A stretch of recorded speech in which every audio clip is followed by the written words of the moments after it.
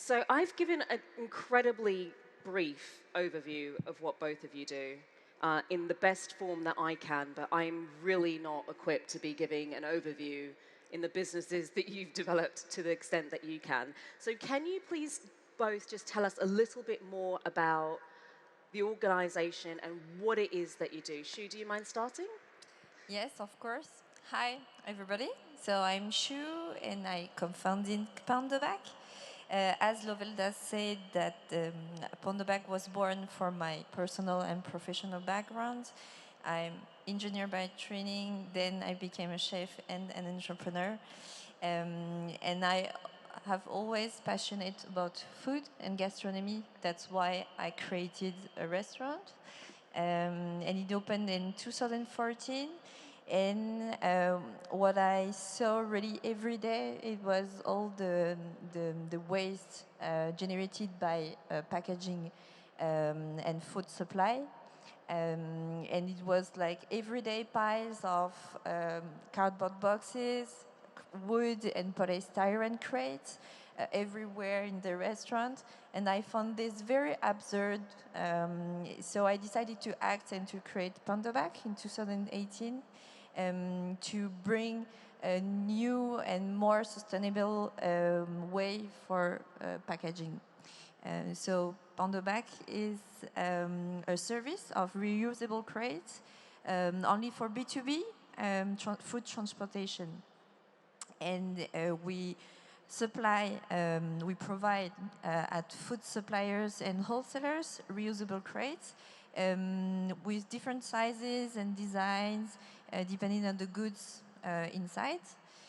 We wash them and we track them too with our platform to ensure they are not lost along the way. Okay, fantastic. And Jonne, with RePack, what is it that, can you tell us a little bit more about RePack and what you do? So we remove trash from e-commerce. I mean, I'm of that generation that I've grown up with bottle return system in Finland. I found that extremely convenient and easy to use and also rewarding. You get money back for every bottle that you return and you can do it anywhere. And we thought this simple solution should be applied to other forms of packaging. And since most of us are shopping online all the time at the moment, it's part of our daily lives, and e-commerce companies are shipping us trash. Then we developed simply a returnable delivery packages for e-com that when you buy something online, all you need to do with the bag is fold it in letter size when empty and return it to a post box anywhere in the world. And we take it back, and the customer who returns it gets a reward and saves money on their next purchase, and these bags are then reused. That's pretty cool. So I order something online, it comes in the bag, and then I send the bag I didn't need in the first place back and keep the thing that's in it, and you reward me for it. Yeah. Okay. And you don't have to pay anything for the returning, so it's prepaid, and you can drop this into a post box in Paris or London or New York or wherever, and comes back to our facility, and we take care of it that it goes back into reuse. So it's completely reused. So we've got two different business models here. One sort of B2B, the other is B2C. In either event, well, B2B2C, I suppose, because In either event, though, we're still talking about commercial viability, right? So when you're developing a solution like this, these organizations are used to certain materials already, be it cardboard, plastic, whatever. How do you communicate the financial viability of moving across? Because presumably that's going to be the first thing, especially when you're talking about cardboard. It's not expensive. How does your product compare to alternatives, and how did you deal with that kind of financial challenge? For us, yes, we are in B2B and more B2B2B. And it's very important for our clients, the financial viability, because they seek profitability as much as customer satisfaction. What we do is we changed the business model because when they buy disposable packaging, they pay for each use of the packaging, and we have another business model. We charge them a monthly fee for the full service. It's depending on the number of rented crates, the washing frequency, and the size of the crates. And they accept this change. And the profitability of the solution depends on how many loops the crates make in 1 month, because this monthly fee is a fixed price for them. So the more they will use our crates in 1 month, the cheaper it will for them. So it's very different, and the system insists them to really reuse our crates. And finally, they can have savings on their packaging cost. For example, now what we can see today is that our clients make like 20% savings on their packaging costs, even on cardboard boxes. So you're actually a cheaper product. Yeah, we try to. Okay, then, girl. It's very important in our business. But Jonne, how does that then work for you with retail? Because are they adding the price on, so now I've got to pay more for my goods? How does the pricing work there? How did you manage to find commercial viability with RePack? So for most of our brands and retailers, RePack is actually free. So they present it as an option when you buy on something online, and you choose it, you pay for it. That makes kind of offering a sustainable solution as a brand. You save money on not using the single-use packaging, and your own customer covers the cost of using RePack, with the promise that when they return this, they will get a refund in terms of a voucher for their next purchase. So customer is in fact paying in advance for saving money and not getting any trash delivered.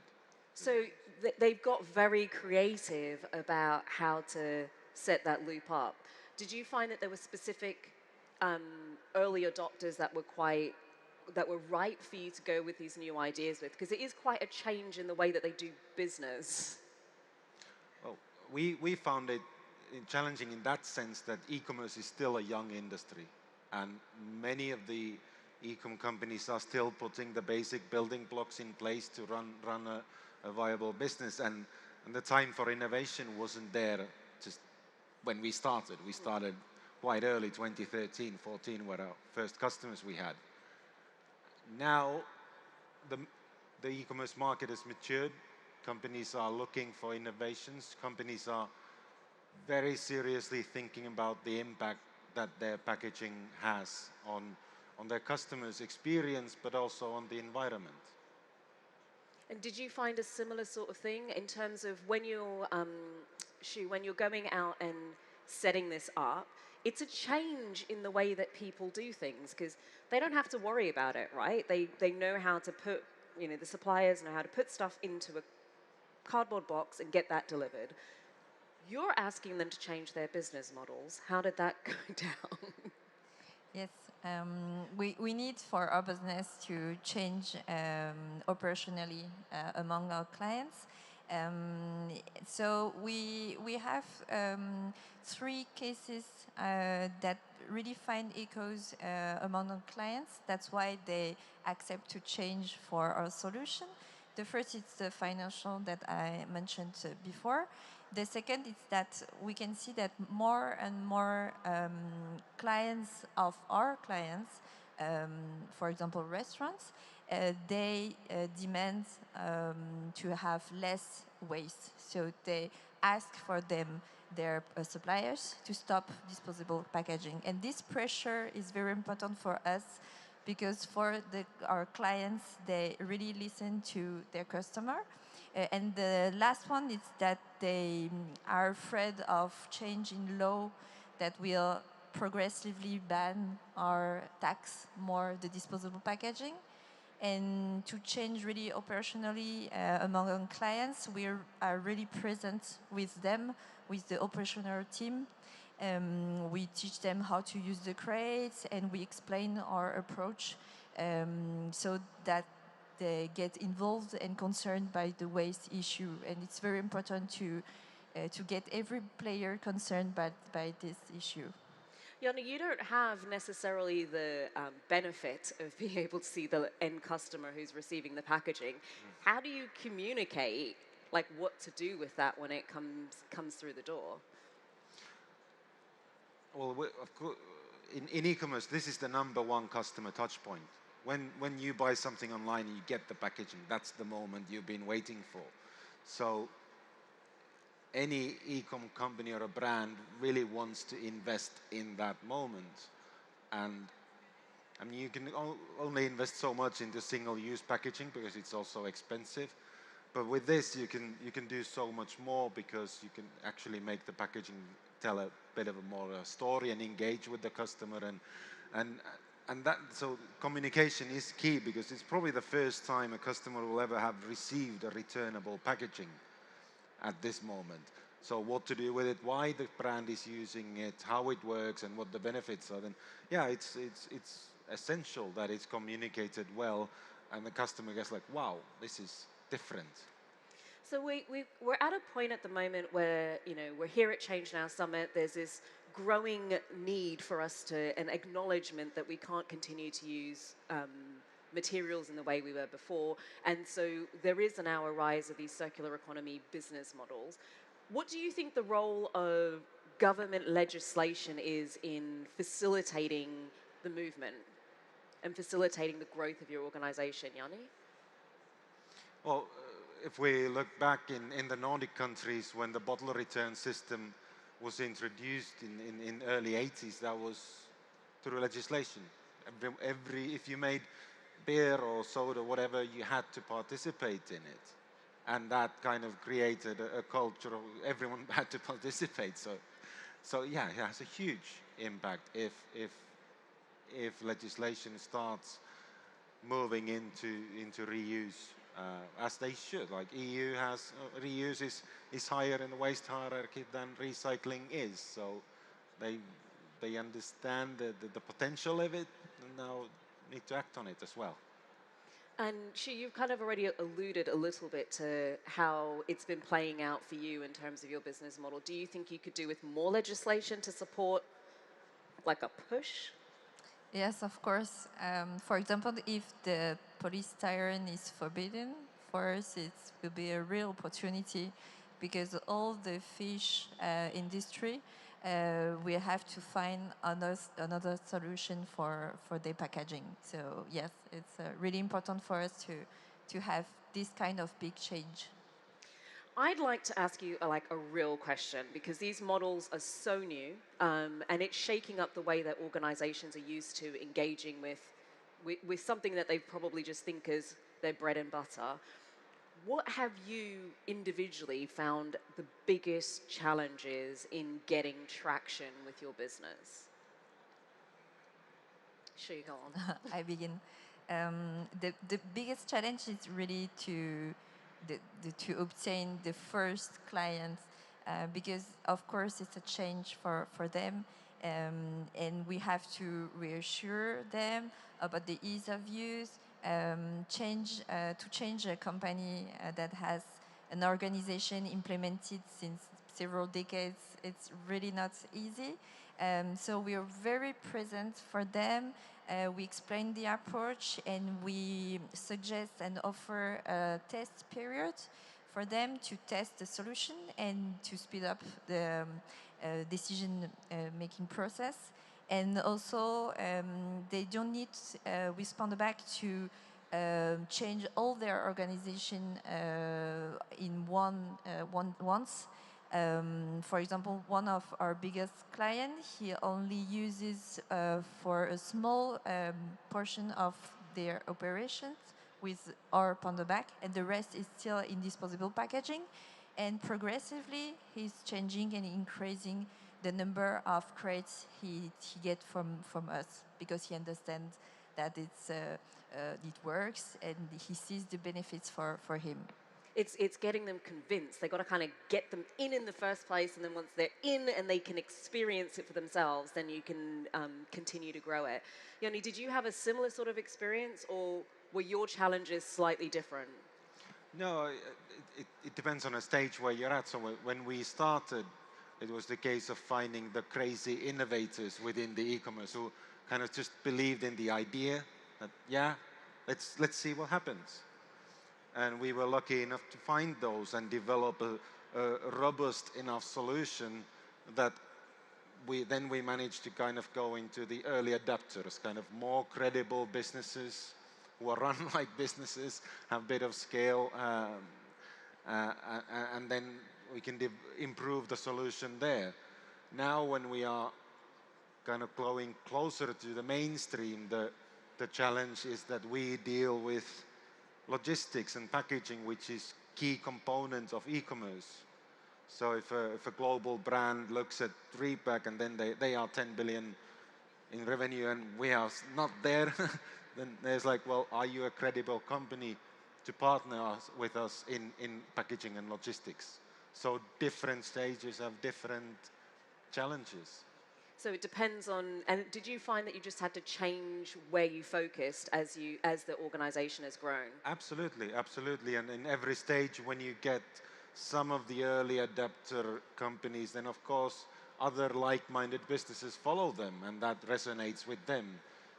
So there are probably, it wouldn't surprise me if there are a few people in the audience who've got a great idea kind of tucked in the back of their mind, or maybe they're in the early stages of rolling out a similar sort of circular economy model. What do you wish you knew when you started? Like, what do you wish somebody had just told you, or you knew, like, I'd do it in that order if I went back and did it again? Yeah, I'm going there. It's like, who needs to think the longest? I don't have anything like this, I think, in mind. It's really, for me, it was a process very clear in mind when I created Pandobac. I saw a problem and I saw a solution, and just I went inside without thinking about anything. So I think the best ideas are those where that come from a real problem at beginning. So make sure it's a real bona fide problem. You had the beauty of understanding the industry, having worked in restaurants before, so you could see it from both sides of the fence. Jonne, what about you? Is there anything you wish somebody told you? I wish we'd started later. Really? I think we're way too early in the market. That no matter how your solution works and what it does, if the market is not ready for it, then yeah, you just kind of bide your time and wait if the market turns up. Now, for us, it has, but we were way too early. So it's understanding and making sure that you've got the right timings. Both of you have got exhibition stands, don't you? Yeah. So you can go and find out more from Shu and Jonne from the exhibition stands. Thank you both so much for your time. Ladies and gentlemen, please give a warm round of applause for Shu and Jonne.